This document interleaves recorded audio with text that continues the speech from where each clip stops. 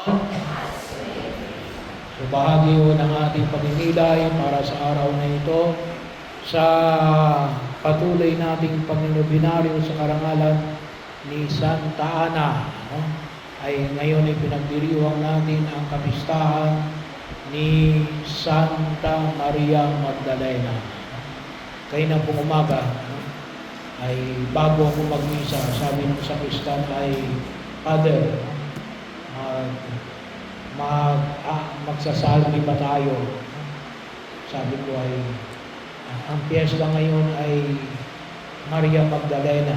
Baka akala niya, ay ang mahal na Birhen Maria. Hindi ho. Magkasama lang sila.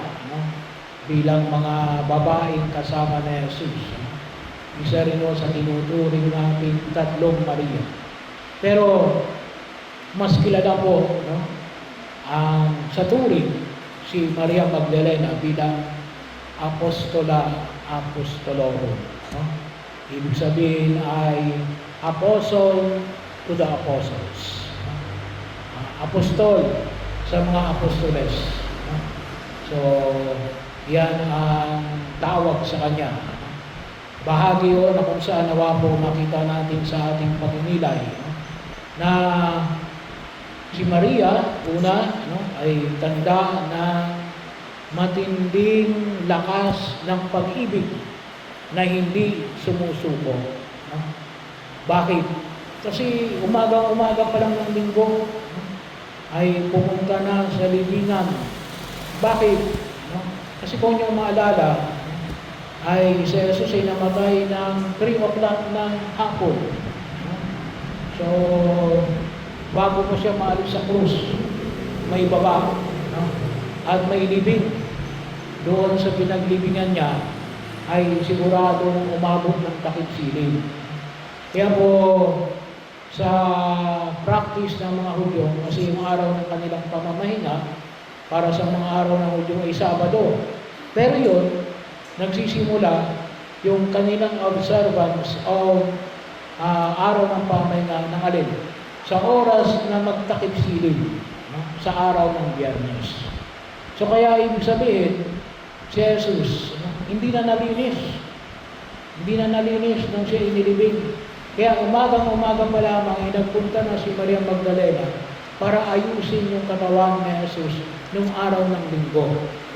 Bakit? Bilang pagsunod sa patakaran ng araw ng pamamahinga bilang mga Hudyo. Kaya si Maria ay nagpunta kaagad doon sa libingan. Kaya lang, nung nakita niya yung libingan na alin, wala na yung takip, nakaurong na. Kaya nung sabi dito sa Ebanghelyo natin, ay siya ay pumunta kay Pedro at sa minamahal na alagad ni Jesus. Sino yung minamahal na alagad ni Jesus? Sino po? Kilala niyo yung minamahal na alagad ni Jesus? Yung term na ginagamit, beloved disciple. Kilala niyo? Ha?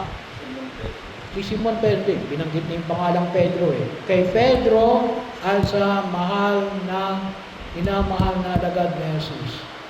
Yung pong minamahal na alagad ni Jesus o beloved disciple ay yung mismo may akdari ng Ebanghelyo natin ngayon sa araw na ito. Si Apostol San Juan. So kapag narinig ninyo yung minamahal na alagad ni Jesus, beloved disciples, yun ay si San Juan. Yun ang tawag niya sa kanyang sarili kasi siya yung sumulat ng Ebanghelyo natin ngayon sa araw na ito. So San Juan, Apostol. At sa same time, San Juan Evangelista. Kaya lang, bumalik si Maria Magdalena doon sa libingan. Bakit? Kasi gusto niyang makita si Jesus. Kaya tinanong niya mismo. Yung nakita niyang dalawang anghel. Sabi niya ay umiiyak. Tinatanong siya, ba't ka umiiyak? Sinong hinahanap mo? Anong sabi ni Maria? Sinabihan niyang bahagi o ng kung saan ay makita o natin. Baka itinago siya. Tinago yung bangkay. Pero ganoon yung pag-ibig. Ganon yung pagmamahal ni Maria. Kaya nga po, sabi nga po natin, ay napakahalaga ay yung lakas na kinakailangan nating harapin, lalong-lalo na sa mga hamon na pinamamanig natin sa daigdig na ito, na nawa matikip din tayo ng pag-ibig. Katulad ni Maria Magdalena at gayon din naman yung ating patron Santa Ana. Sapagkat sabi nga po natin, at sabi rin ni San Pablo sa kanyang sulat sa mga taga-Corinto, yung mga tunay na nagmamahal, yan ay walang puwang ang takot. Pangalawa, bahagi rin yung nakita natin yung alin, yung nakilala ni Maria sa Jesus. Kasi hindi niya nakilala sa Jesus. Ang tinanong niya yung sa Jesus na alin, baka akala niya ay ito yung nag-aalaga ng halamanan doon sa paligid. Pero nung tinawag siya sa kanyang pangalan, nakilala niya si Jesus. So, bahagi ho na kung saan ay makita natin na napakahalaga yung pagkakilala. At doon din natin makikita yung ating Panginoong Yesu Cristo. At pangatlo, nakita natin yung rin, yung salitang, sabi ko natin, apostle to the apostles. Kasi bakit? Kasi yung ibig sabihin ng apostol is rin, the one who is sinugo.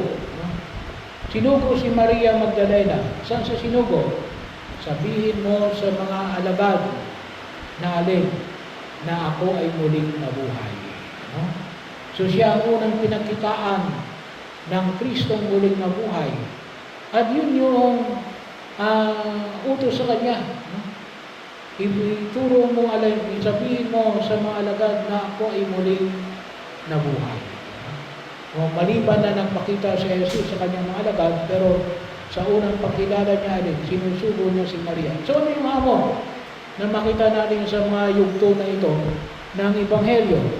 Una, makita natin yung pagkilos natin. Huwag tayong matakot sa dilim. Kasi,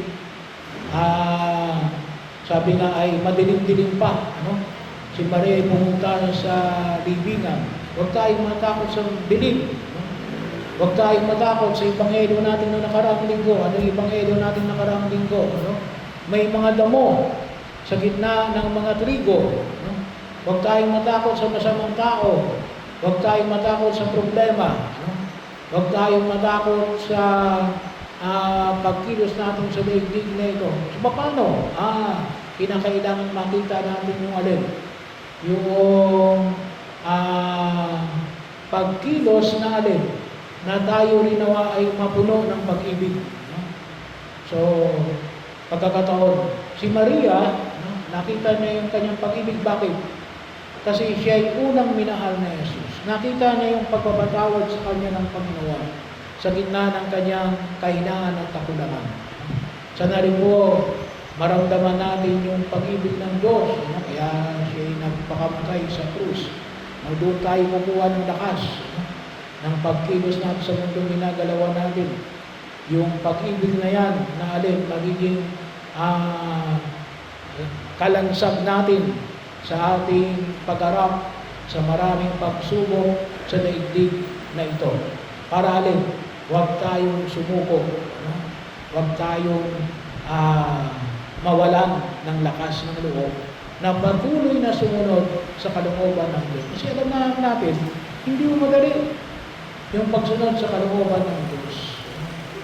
Pangalawa, katulad ni Maria, tayo tinatawag din sa ating mga pangalan.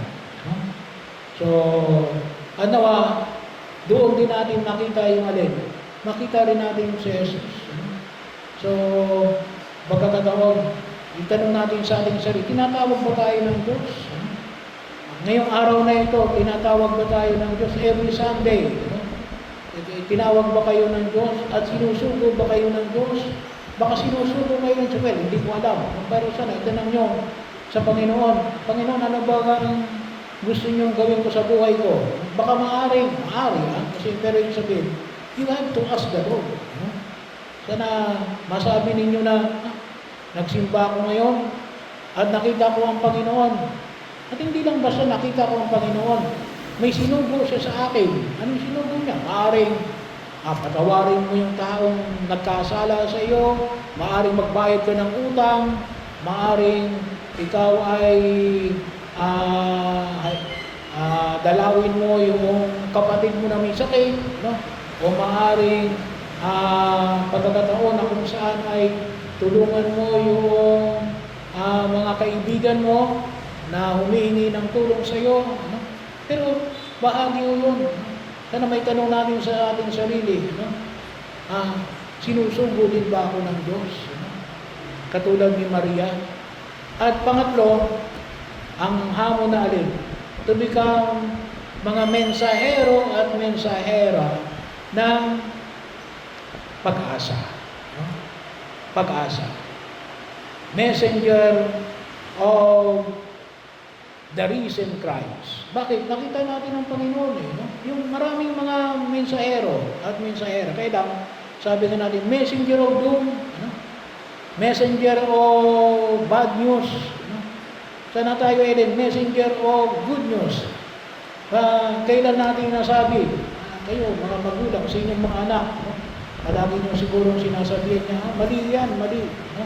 Tama rin naman yun, sinasabihin yung mali. Pero, kapag may ginawa ba yung inyong anak at yung mga tao na sa paligid ninyo, tinatapik nyo ba sa palikap?